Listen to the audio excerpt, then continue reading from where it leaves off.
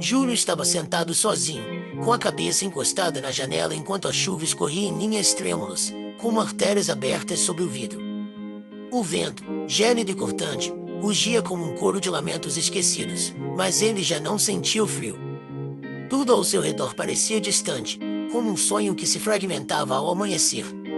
O mundo havia mudado, e ele sabia disso.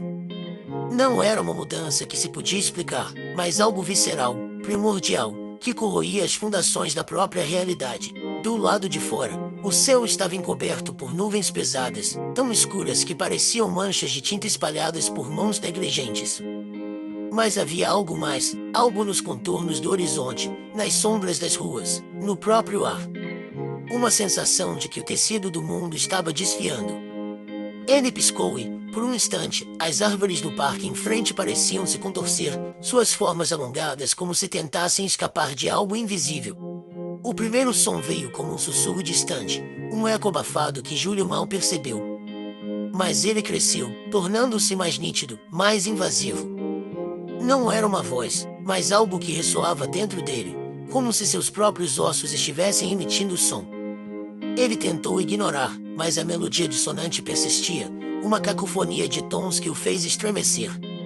Quando finalmente olhou para o céu, o pavor o atingiu com força. As nuvens estavam se dissipando, mas não revelavam estrelas. Em vez disso, havia um vazio pulsante, um abismo que parecia devorar tudo ao redor. Quando a primeira estrela surgiu, ela não era um ponto de luz, mas um buraco negro flutuante que parecia consumir a própria esperança. Mais estrelas surgiram, cada uma pior que a anterior, como feridas abertas no céu, exalando uma escuridão opressiva que sufocava até os pensamentos.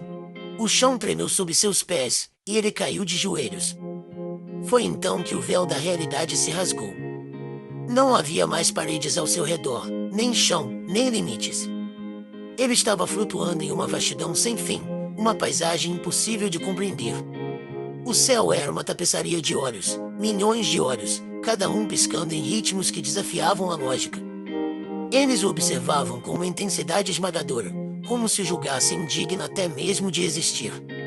De algum lugar além do tempo, uma figura colossal emergiu.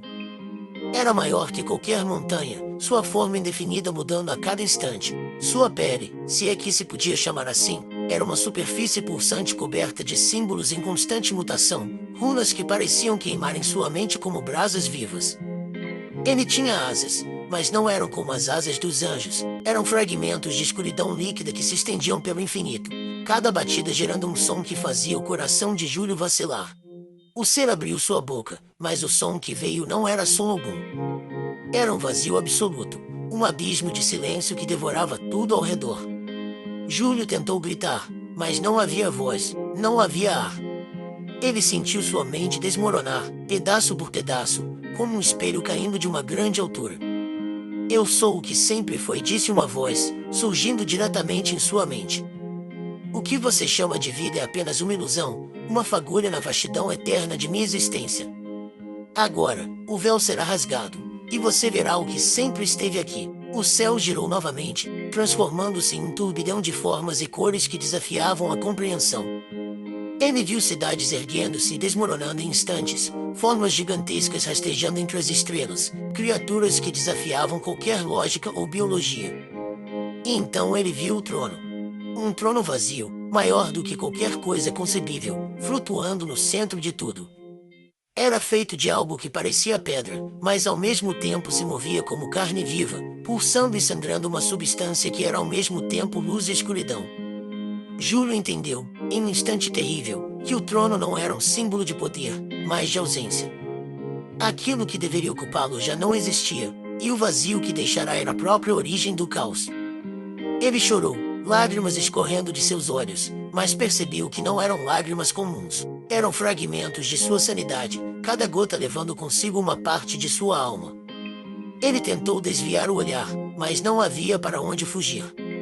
Cada vez que fechava os olhos, as visões se intensificavam, figuras dançando em êxtase, seus corpos retorcidos em formas blasfemas, criaturas com bocas infinitas devorando o próprio espaço ao redor. Um mar de sangue fervendo, onde vozes gritavam por libertação. Quando o som cessou, Júlio percebeu que não estava mais sozinho. Ao seu redor, uma legião de seres rastejava, cada um mais grotesco que o outro. Eles tinham corpos decrépitos, cobertos de carne apodrecida e chamas que não iluminavam. E todos eles o olhavam, esperando. Ele abriu a boca para perguntar o porquê de tudo aquilo, mas antes que pudesse falar, a verdade o atingiu. Aquele trono vazio não era apenas o centro do universo, era o centro de todas as coisas, o Alfa e o Ômega. E o vazio que emanava dele não era uma ausência comum. Era o vácuo de algo que nunca deveria ter sido. Júlio sentiu sua alma ser rasgada, fragmento por fragmento, até que não restou nada além de silêncio. E, finalmente, ele compreendeu. A maior tragédia do universo não era o caos, mas a ordem. Pois ela havia sido roubada, arrancada de um lugar que nunca deveria tê-la conhecido. E então, como o último suspiro de uma chama que se apaga, ele deixou de existir. E o universo continuou, indiferente e faminto.